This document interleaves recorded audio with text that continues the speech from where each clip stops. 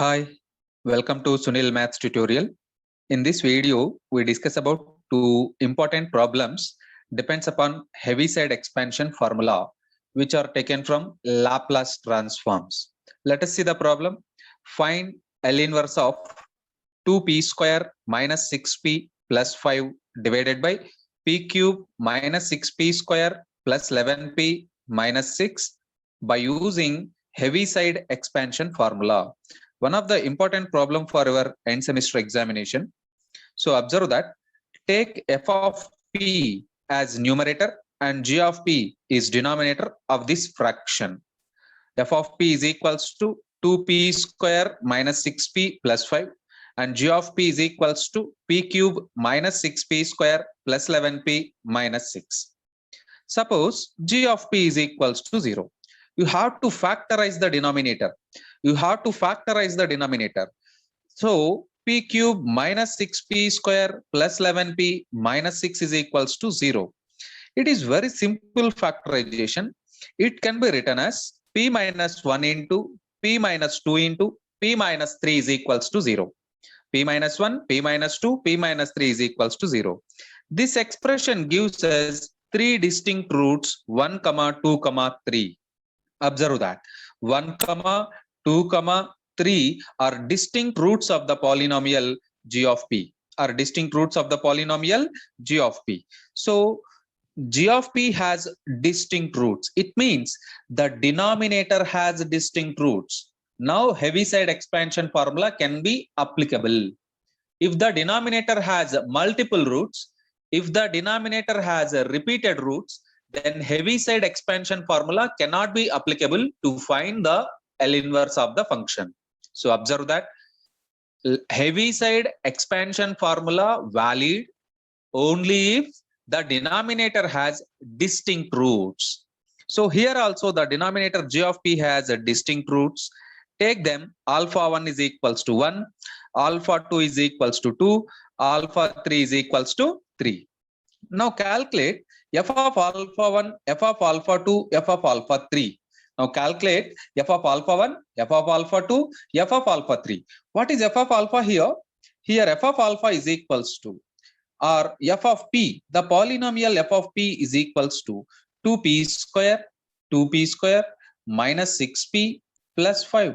2p square minus 6p plus 5. Now calculate f of alpha 1. F of alpha 1 is equals to f of 1. F of 1 is equals to p replaced by 1. In this polynomial, p replaced by 1, finally we get 1. After that, f of alpha 2. F of alpha 2 is equals to f of 2. F of alpha 2 is equals to f of 2. In the polynomial, we have f of p is equals to 2p square minus 6p plus 5. Replace the p by 2. Replace the p by 2. We get 8 minus 12 plus 5. 13 minus 12, you get 5. You get 1 again. So f of alpha 3, f of 3. Similarly, you get 5. After calculating f of alpha 1, f of alpha 2, f of alpha 3, you have to calculate g dash of p.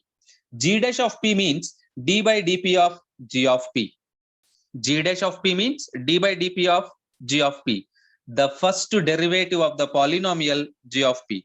That is d by dp of p cube minus 6p square plus 11p minus 6. That is nothing but derivative of p cube 3p square, derivative of p square 2p, 2p into minus 6 minus 12p, derivative of p 1 plus 11. So g dash of p is equals to 3p square minus 12p plus 11. After calculating g dash of p, you have to calculate g dash of alpha 1, g dash of alpha 2 and g dash of alpha 3. G dash of alpha 1, g dash of 1. So here we have g dash of p 3p square minus 2p plus 11. G dash of 1 becomes 3 minus 12 plus 11, which is nothing but 2. In a similar manner, g dash of 2 minus 1, g dash of 3 plus 2. You observe that. After calculating g dash of alpha 1, g dash of alpha 2 and g dash of alpha 3, let us write the Heaviside expansion formula. This is the Heaviside expansion formula. L inverse of f of p by g of p is equals to L inverse of f of p by g of p is equals to summation I is equals to 1 to 3 f of alpha I by g dash of alpha I into e power t alpha I. Practice this formula, which is known as Heaviside expansion formula. L inverse of f of p by g of p is equals to summation I is equals to 1 to 3 f of alpha I divided by g dash of alpha I into e power t alpha I. Here we have 3 because we have 3 distinct roots. If we have 4 roots, then you can write 4 here. If we have 5 roots, then instead of 3, you can write 5. If the denominator has 5 distinct roots. If the denominator has repeated roots, then Heaviside expansion formula cannot be applicable. Remember that. After removing summation and substituting f of p and g of p, we get this expression. See this, f of alpha 1 by g dash of alpha 1 into e power t alpha 1, f of alpha 2 by g dash of alpha 2 into e power t alpha 2, f of alpha 3 divided by g dash of alpha 3 into e power t alpha 3. We have every value. F of alpha 1, 1, g dash of alpha 1, 2. F of alpha 2 and g dash of alpha 2, we get 1 by minus 1. 1 by minus 1, you get minus 1. And then f of alpha 3, g dash of alpha 3, we get 5 by 2. And e power t alpha 1, e power t alpha 2, e power 2t, e power t alpha 3, e power 3t. After substituting every value already evaluated by us, so we get this expression, which is the required answer. Observe that. Let us solve the next problem. So before going to solve the next problem, observe the synthetic division, which is very useful to find the roots of the denominator. We use synthetic division to find the roots of the denominator. Let us take g of p is equals to p cube minus 6p square plus 11p minus 6. What is g of 1? G of 1 is equals to replace p by 1. Replace p by 1. If you replace p by 1, then you get 1 minus 6 plus 11 minus 6. Trivially, it is equals to 0. It means g of 1 is equals to 0. It means p is equals to 1 is a root of g of p. P is equals to 1 is a root of g of p. Now apply the synthetic division. Yes, synthetic division by 1. These first row elements are nothing but coefficients of g of p. They are coefficients of g of p. Observe that. What are the coefficients of g of p? 1, minus 6, 11, minus 6. 1, minus 6, 11, minus 6. These are the coefficients of the polynomial g of p. By synthetic division, substitute, first time substitute 0. 1 plus 0, 1. 1 into 1. Again, you have to write 1. Minus 6 plus 1. Minus 6 plus 1. You get minus 5. Minus 6 plus 1. You get minus 5. Minus 5 into 1. Minus 5 into 1. You get minus 5. So write 11 minus 5. 11 minus 5. You get 6. Again 6 into 1. 6 into 1. You get 6. Right? Minus 6 plus 6 is equals to 0. Because g of p is a polynomial of degree 3, you have to write the next polynomial by decreasing degree 1. By decreasing degree 1. 1 means p square, minus 5 means minus 5p plus 6 is equals to 0. P square minus 5p plus 6 is equals to 0. This is very simple factorization. P minus 2 into p minus 3 is equals to 0. Therefore, g of p has 3 distinct roots, 1, 2, 3. That's it. So practice synthetic division to find the roots of the denominator. So whenever it is a polynomial, right? Next problem, solve, find L inverse of p minus 1 by p plus 3 into p square plus 2p plus 2 by using Heaviside expansion formula. So as it is similar to the previous problem, let us take f of p as numerator. Let us take f of p as numerator p minus 1. G of p as p plus 3 into p square plus 2p plus 2. G of p is equals to the denominator p plus 3, p square plus 2p plus 2. Suppose g of p is equals to 0. Suppose g of p is equals to 0. Then we have p plus 3 into p square plus 2p plus 2 is equals to 0. This is nothing but p plus 3 is equals to 0, which means p is equals to minus 3. After that, p square plus 2p plus 2 is equals to 0. Apply the quadratic formula. Minus b plus or minus square root of b square minus 4ac by 2a. Minus b plus or minus square root of b square minus 4ac by 2a. By applying this formula, you get this term. Minus 2 plus or minus square root of 4 minus 8 by 2. Square root of 4 minus 8. Square root of 4 minus 8 minus 4. So you get 2i or plus or minus 2i. Plus or minus 2i. Observe that. After that, minus 2 plus or minus 2i by 2. You simply get minus 1 plus or minus i. Therefore, g of p has 3 distinct roots. Minus 3, minus 1 plus i. Here you have to take 2 roots. Minus 1 plus i and minus 1 minus i.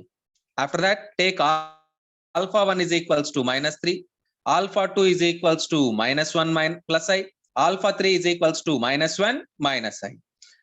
After that, you have to calculate f of alpha 1, f of alpha 2, f of alpha 3. Right? What is f of p? F of p is equals to p minus 1. What is f of p? F of p is equals to p minus 1. So now calculate f of alpha 1.